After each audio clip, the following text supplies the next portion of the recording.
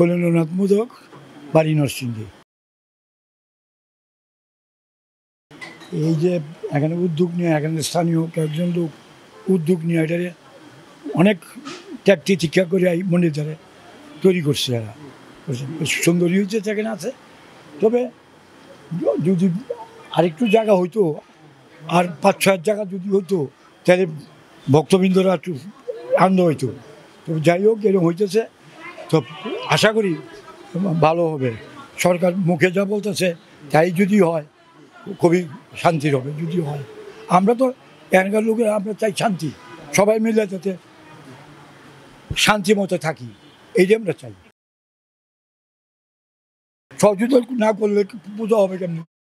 পূজা সবই ঠিক আছে, কিছু খারাপ 2-4 জন লোক, ভালো হইলো বেশি, খারাপ কিছু লোক তারাই খারাপ করে, আর সবই ভালো।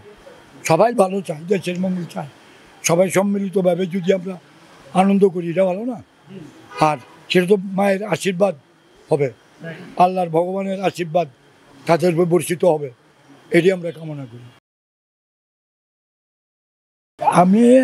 আমি তো বাইরের হিসেবে আমি আসি, মাঝে মাঝে আসি। খুব ভালো, এরা কর্তৃপক্ষ খুব এরা পরিশ্রম করে এটাকে সুপ্রতিষ্ঠিত করার জন্য চেষ্টা করে।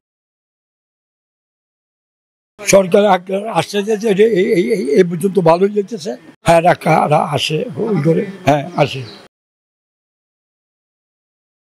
আমরা সবসময় ভালো দেখি, এর আগেও আশ্বাস দিছি, যখন ক্ষতি করছে তখনও আশ্বাস দিচ্ছে, কিন্তু এই আশ্বাস পর্দা গিয়ে থাকে না।